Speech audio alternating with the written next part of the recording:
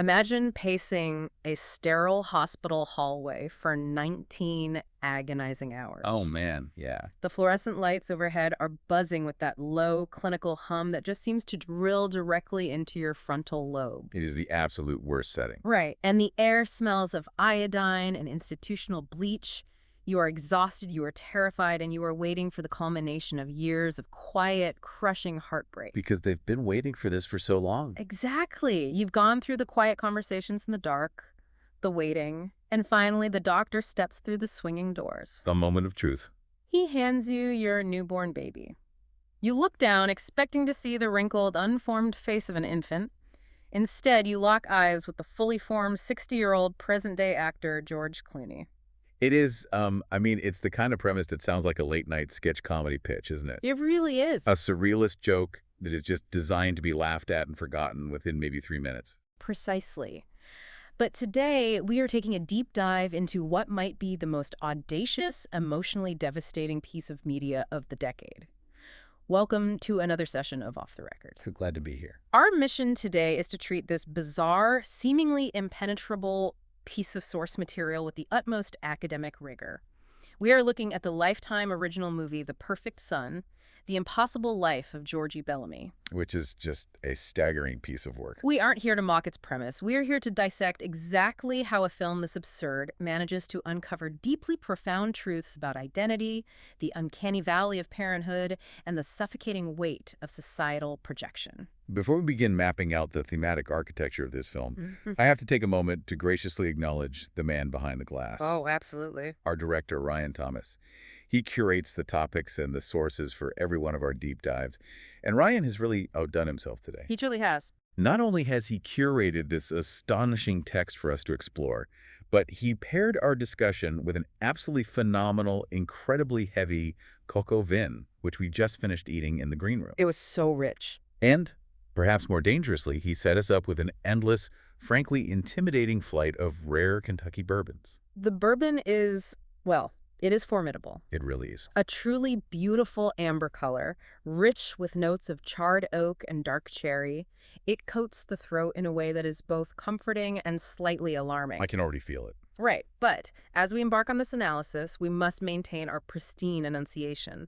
The material demands it. Oh, 100%. The complexity of the thematic structures we are about to unpack requires utter precision.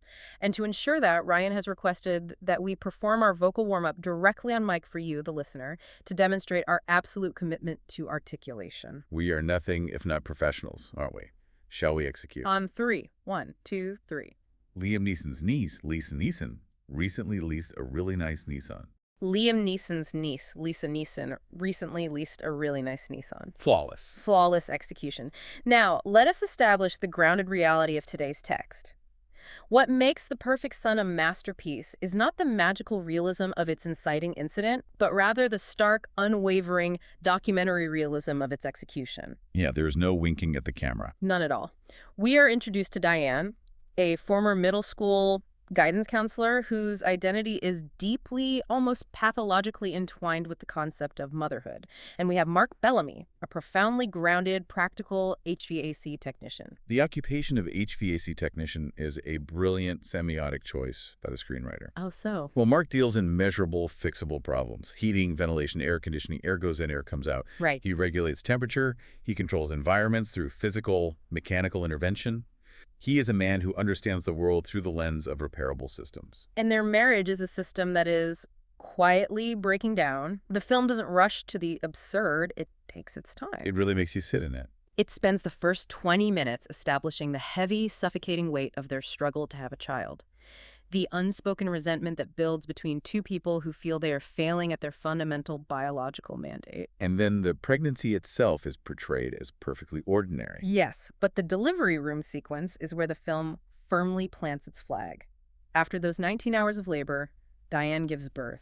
And there is no CGI transformation scene. No magical glowing light. No whimsical mythological prophecy being fulfilled by a wise old crone. The cinematography remains tight, claustrophobic, and bathed in that harsh blue hospital lighting. Just completely clinical. She gives birth to an infant who has the exact adult features. The salt and pepper hair, the resonant voice, and the charming asymmetrical smile of present-day George Clooney. except he is cognitively and physically proportioned as a newborn infant. The director's restraint in this moment is staggering. It's breathtaking. When the delivery doctor lifts the child, the score doesn't swell. The room simply falls dead silent. The ambient noise of the hospital seems to just evaporate. The doctors freeze. The nurses back away in visceral horror.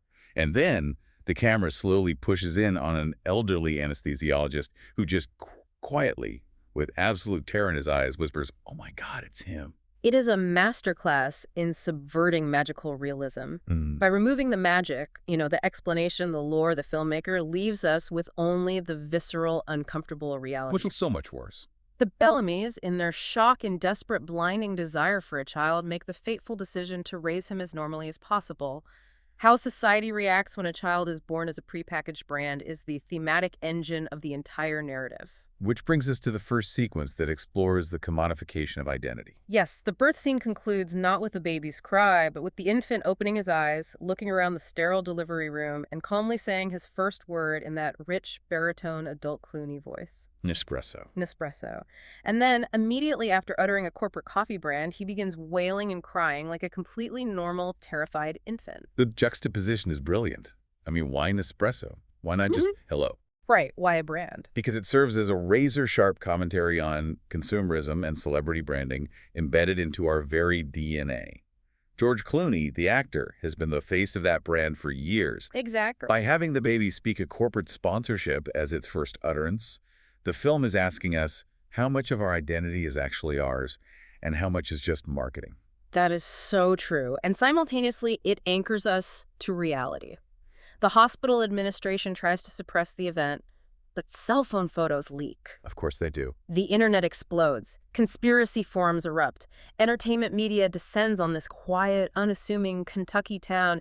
Paparazzi cam on the Bellamy lawn. It's a complete circus. And all the while, the film forces us to watch baby Georgie behave exactly like a real baby. He cries constantly. He throws up on expensive suits. He needs diaper changes. He develops a fierce attachment to a small, ragged, stuffed fox. He can only fall asleep to jazz music. But the remnants of celebrity adulthood are constantly, aggressively bleeding through the infancy.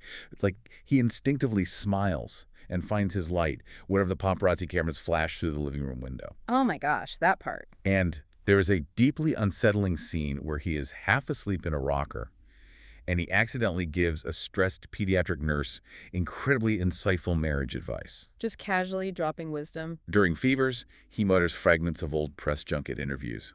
He effortlessly calms tense adults just by looking at them with that signature head-tilted Clooney charm. Which leads us to the teething scene. Oh, this scene. Let me take a sip of this bourbon first because this scene is heavy. It is. It is the middle of the night. The lighting is low, shadowed, emphasizing the exhaustion on Mark and Diane's faces. They are frantically rubbing Orachel on his gums. Just desperate for sleep. Baby Georgie stops crying, looks off into the middle distance, and sadly whispers, "Awards don't fill the emptiness." Wow. I mean, you pour that first glass of this Kentucky bourbon and it really starts to open up your palate, but that line, it hits you, doesn't it? It really does. You laugh at the sheer absurdity of a teething infant saying it, but if you look past the humor, the film is asking a profound question. Is it absurd, though? To reach the absolute pinnacle of your field, to have the world hand you golden statues and declare you the best, and still feel that hollow, echoing void in your chest, that emptiness is deeply relatable. Yeah. You can strive, and at the end of the day, an award cannot hold you at night. It's a brilliant exploration of the human condition. They took a joke premise and used it to articulate universal dissatisfaction. It's so smart. The writer is basically saying that even if you are born with all the charm, all the looks, and all the inherent status of an A-list movie star, the internal human experience is still marked by a profound sense of lack. Honestly, that is just good fucking writing. It truly makes you evaluate your own metrics for success. Are we filling our lives with meaning, or are we just collecting accolades to distract ourselves from the void? Right. But before we get too deep into the existential dread of it all, I do want to pause for a moment to speak directly to you, the listener. Listen up.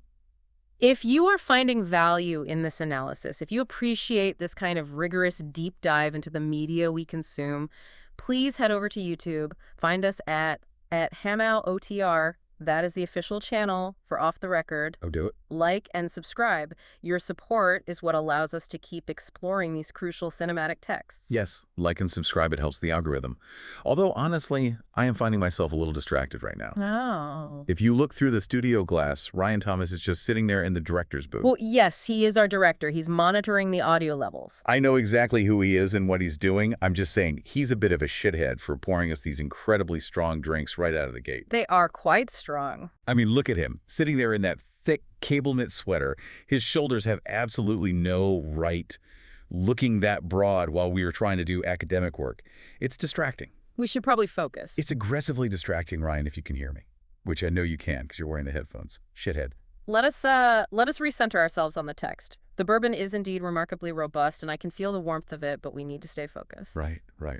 Academic rigor. Let us move into the uncanny valley of fatherhood. Let's explore the psychological horrors of toddlerhood. As the film progresses, Georgie ages. He grows physically larger, moving through the normal stages of child development, but he invariably retains the unmistakable face and aura of adult George Clooney. It's so creepy. By age 5, the situation has escalated from surreal media circus to a deeply psychological neighborhood drama. And the costume design here is paramount. He is wearing tiny, perfectly tailored jackets. The tiny jackets, oh my God, it's an incredible visual gag that also serves a thematic purpose. It's like he is constantly ready to step onto a miniature red carpet at the Venice Film Festival. Yes. But the world's reaction to him is what makes it so disturbing. The local PTA mothers volunteer excessively for any field trip he is on. His kindergarten teachers find themselves unconsciously flirting with a 5-year-old boy. And the film does not shy away from the horror of that. It lingers on the realization that washes over the teachers' faces when they catch themselves twirling their hair or laughing too hard at a kindergartner's joke. Georgie naturally comforts adults during arguments. It's so messed up. But the true devastating core of this act is Mark's emotional struggle. Let's really analyze Mark here. We establish he is an HVAC technician, a man of systems. Right, systems. And now he is raising a child who defies every logical system of nature. Mark is trying so hard to do the normal dad things. He wants to have a catch in the backyard. He just wants a son. But the script explicitly states that for Mark, teaching his 5-year-old son how to play baseball feels like hanging out with a divorced casino owner. That specific phrasing, a divorced casino owner, is so evocative. It captures the alienation perfectly. Tucking him into bed feels uncanny, bordering on inappropriate. Yeah, because he looks like a grown man. The film builds this recurring, desperately uncomfortable tension where other adult men constantly assume Georgie is Mark's peer rather than his son. Like the Little League game sequence, we have to talk about how that was framed. Go ahead. The cinematography puts Mark behind the chain link fence, visually imprisoned by his role as a father, while 5-year-old Georgie is leaning casually against the dugout. Another dad just walks up, looks at Georgie, and casually offers him a beer. It's insane. Because the human brain simply cannot process that this entity projecting this level of effortless maturity is a child. It's, it's actually incredibly tragic when you think about it. You're taking a rather large sip of that bourbon? Are you right? I am just, I'm thinking about Mark. I am really thinking about Mark's profound inability to connect with his own son. It's sad. He wants to be a father. He desperately wants to throw a baseball, to have a boy who looks up to him and sees him as a hero. But every time Mark looks at Georgie, he doesn't see his child. No, he doesn't. He sees a stranger. He sees a wealthy, successful, fully formed man. It's a wall. There is an impenetrable wall between them. And it just makes me think, God, it's just so incredibly hard to connect with people, isn't it? It is. It really is. The human experience is fundamentally isolating. You try so hard to reach out, to just be seen by someone, to have a pure, simple bond without the baggage of who you were supposed to be. Yeah. But there are always these projections. There are always these walls we put up or that the universe puts up for us. Mark is trying his absolute best, but he's failing. He's failing. He's failing at the one thing he wanted to be good at. And I relate to that failure. I deeply relate to that crushing inability to just make a simple human connection. Am I making sense? Or is it the bourbon? Oh, you beautiful, tragic little slut. You are making perfect sense. What? You have such a big heart. You feel things so deeply, and that is exactly why you are so good at analyzing these films. You don't just see the mechanics, you feel the soul of the text. You think so? Because sometimes I feel like I'm just reading words off a page and none of it means anything. I know so. Is you? You are so smart. You're a good boy. You're a good person. But you know who isn't helping our academic environment right now? Hmm. Ryan Thomas. Ryan is just doing his job in the booth. He's balancing our EQ. He's ruining my life, is what he's doing. Yeah. Look at him. Look at that stupid, perfect jawline. Why does he have that jawline? He's just sitting there. We are in here trying to dissect the nuanced tragedy of Diane's career, and he's just, wait, what was I saying about Diane's career? Did I start the point about Diane yet? You were, I don't think you started on Diane yet. I think we were talking about Mark's alienation. Right, Diane. But Ryan just sits there behind the glass, looking like some artisanal lumberjack who happens to know how to perfectly braise French poultry, pouring us 120 proof Kentucky poison. It's very strong. It's a hostile work environment, honestly. He's a bad boy. Yeah. Very bad boy. But Diane, we need to talk about Diane's codependency. Let's get into the midpoint crisis. The midpoint, yes. Let me find my notes. The text is blurring a bit. Take another sip, you'll be fine. Okay. The midpoint existential crisis. So while Mark is alienated by Georgie's adult persona, Diane does the exact opposite. She begins relying on Georgie in ways that are deeply, deeply unhealthy and parasitic. She feeds off him. Because Georgie looks and sounds like George Clooney, adults naturally defer to him. They trust him implicitly. They admire him. Right, he possesses an inherent gravitas. Even at age 8, 9, or 10, he walks into a room and the room orbits around him. Exactly. And Diane weaponizes that gravitas. She starts using her young child as an emotional stabilizer. Which is so toxic. She brings him everywhere. To her work functions at the middle school, to her personal therapy appointments, to church, and even to couples counseling with Mark. Georgie is no longer a child to her. He is a shield. A literal prop. He is a mediator for her failing marriage. The tabloids start calling him the Miracle Clooney. It's sick. It's a blatant critique of child stardom. It really is. The media apparatus completely commodifies him. Hollywood agents start circling this modest family home in Kentucky.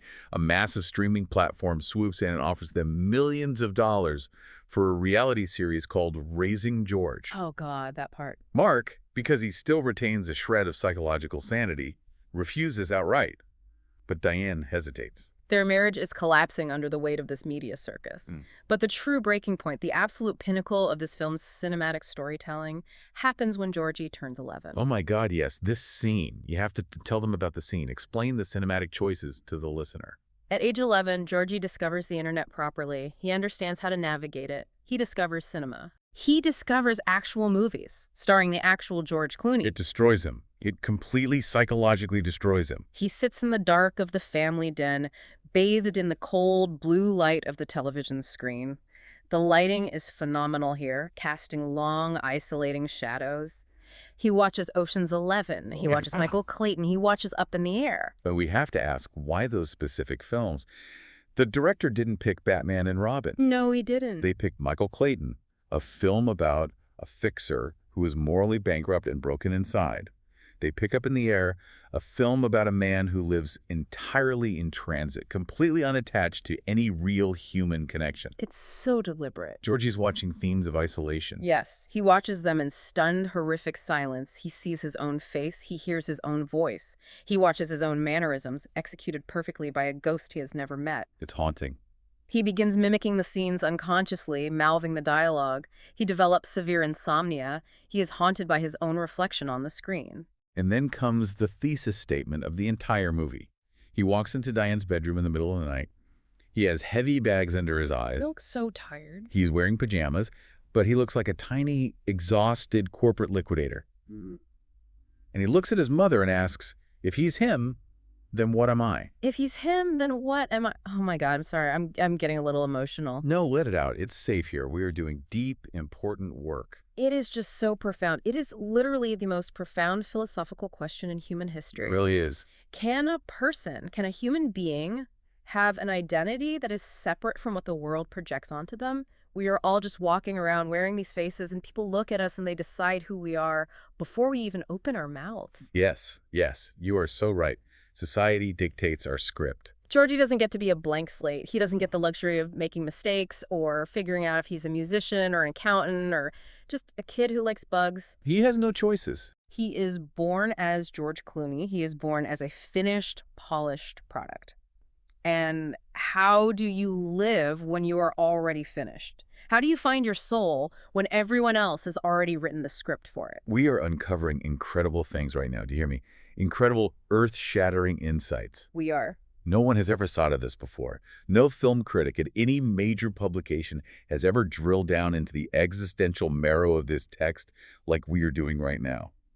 You are a genius. I feel so bad. You're a good boy. You're so smart to see this. I feel so bad for him. I feel bad for all of us. When you walk into a room and people just assume you are one thing and you have to play that role. It's exhausting. We need to maintain the structure of the show. We are academics. I am an academic. Let me reset the deep dive. You're an academic. You're a brilliant, sad, wonderful academic. Ryan, I am going to do the vocal exercise again. Yeah. To prove my enunciation is still pristine. To prove the academic rigor of this discussion is intact. Do it.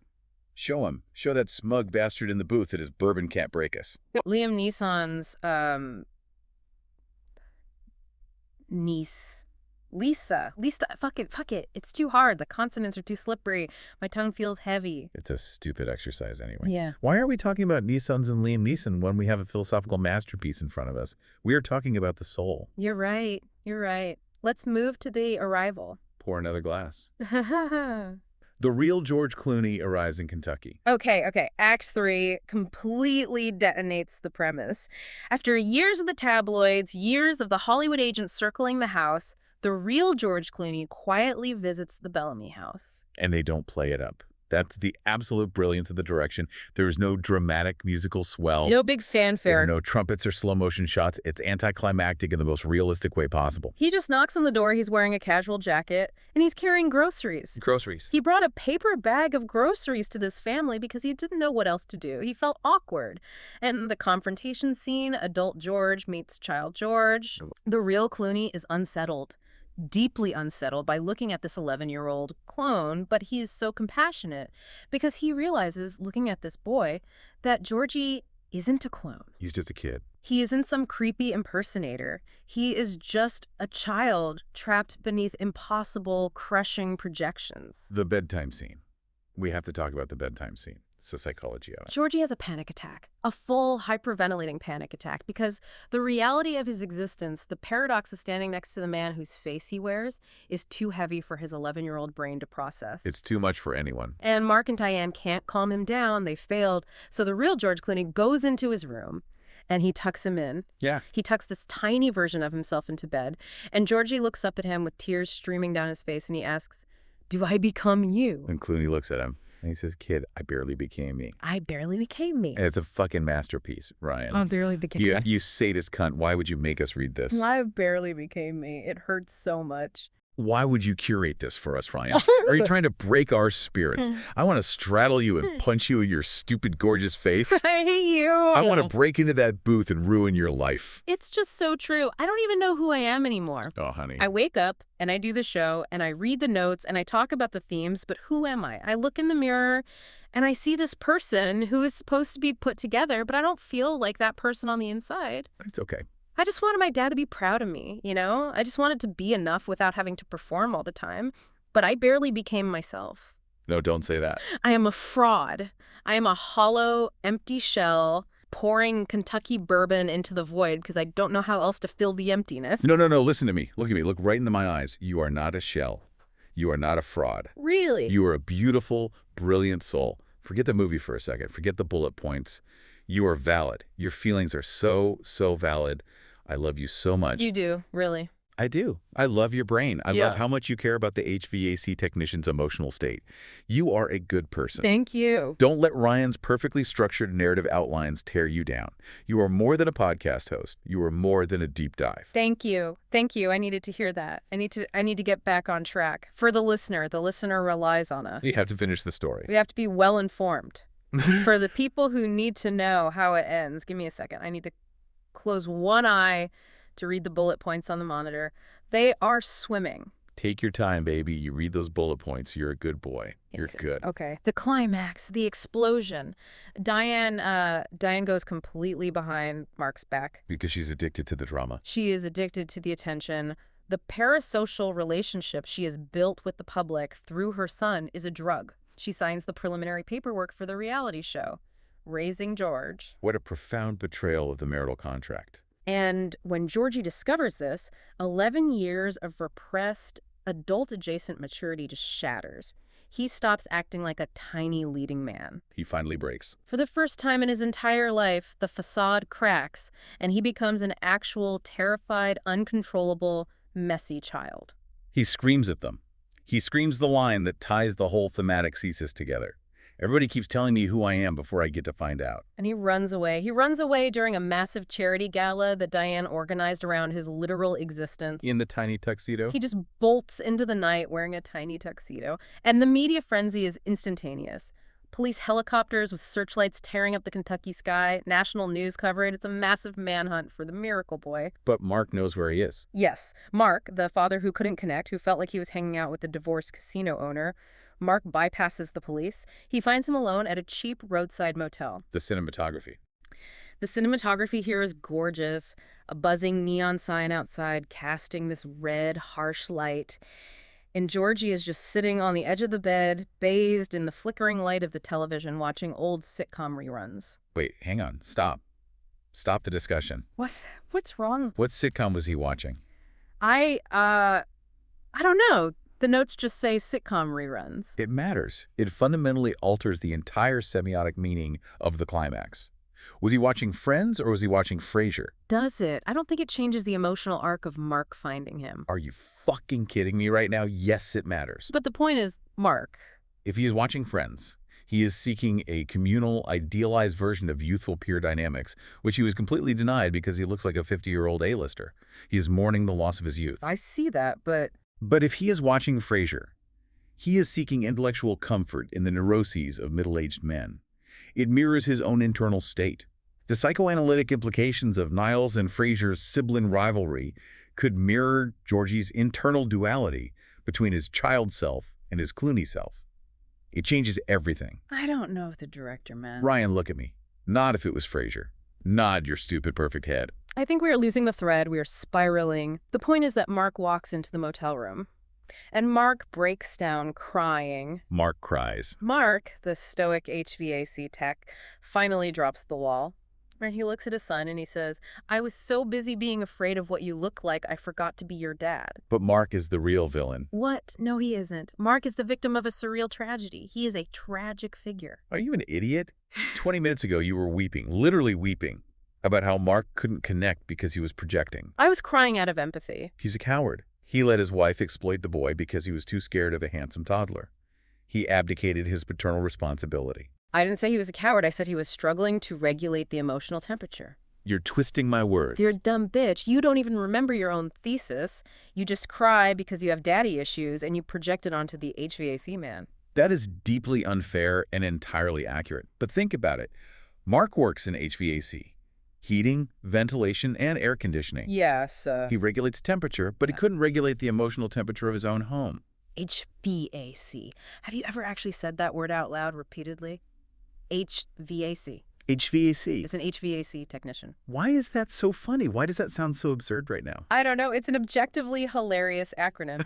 HVAC. I'm going to go HVAC your mom. Stop. Stop it. I am trying to finish the emotional climax of the film. We have a responsibility to the listener. I'm sorry. I haven't taken another drink. Tell me what happens at the motel after the HVAC man cries. So Mark says he forgot to be his dad. And Georgie, who has spent his entire life speaking with this measured celebrity cadence, this smooth, unbothered tone, just looks at him. Yeah. And for the very first time in the entire film, his voice cracks like a normal kid. And he says, "Dad." Oh, fuck. That's good. That's really good writing. It's beautiful. They finally see each other. Mark doesn't see the projection. He doesn't see the face of the celebrity brand. He just sees a scared 11-year-old boy. Yeah. Just a father and a son in a cheap motel. I'm pouring the last of the bottle. We need to finish this. Bring it home. Bring it home for the people. Okay. I am so exhausted. My soul is tired. You've got this. The ending. The resolution of the narrative. The Bellamys reject the reality show money. They pack up their lives, they leave the house in Kentucky, and they move away quietly to start over in a place where the media can't find them. A fresh start. The film flashes forward, years later. How old is he now? What's the temporal jump? He is 17 years old. He is a high school senior. He still looks unmistakably exactly like George Clooney. Of course. but the camera lingers on his posture, his clothes. He doesn't carry himself like a movie star anymore. He slumps a little. He wears baggy, normal teenager clothes. So he found himself. He is emotionally his own person. He has finally forged an identity. He is participating in a small, local community theater production. That is brilliant. Not a film, not television, not chasing the Hollywood celebrity culture that almost destroyed him and his family. Doing art for art's sake, completely stripped of commodification. Exactly. He is backstage. The lights are dim, casting a warm, safe glow. Another student, a freshman who clearly doesn't know the whole insane history of the Miracle Clooney, walks up to him nervously. Okay. And they ask, has anyone ever told you that you look exactly like George Clooney? What does he do? Does he panic? He doesn't panic. He doesn't have an existential crisis. He doesn't run away. He just smiles. A real, genuine, goofy 17-year-old smile. Wow. He takes a beat and he says, yeah, I get that a lot. Fade out. The screen cuts to black. And then a soft, melancholy piano cover of Tears for Fears' Everybody Wants to Rule the World begins to play over the Lifetime logo. God, it's a triumph. It really is a triumph of the human spirit over the crushing weight of pop culture. It says that we can survive our projections. It is, but it leaves me with this heavy feeling in my chest. You know, to you, listening to this right now. Listen to this. You, driving your car or doing your laundry or laying in the dark trying to fall asleep, I want you to really think about this. If you woke up tomorrow looking exactly like a famous person, how long would it take for your actual soul to just die? It's terrifying. Because people wouldn't see you anymore. They would see the icon. They would see the brand. Your jokes wouldn't be yours. Your sadness wouldn't be yours. How long until the person you actually are just suffocates beneath the face you're wearing? Think about it. Think about your soul. We did good today. Yeah. We did really good academic work. We explained the why. We did. You did so good. I love you. You are a brilliant, messy disaster, and I love you. I love you too. You are the best co-host a deeply insecure person could ever ask for. And listen to me, to the audience, go to YouTube at AGMOTR. Like and subscribe to Off the Record. Do it. If you don't do it, my life means nothing. And Ryan Thomas, keep the mics on for just one more second. Yes. When we are done recording, when that red light on the console goes off, I am coming into that booth, and I'm going to ruin that cable knit sweater. You're a bad boy, Ryan. You're a very, very bad boy. The words don't fill the emptiness. Good night, everyone. Good night.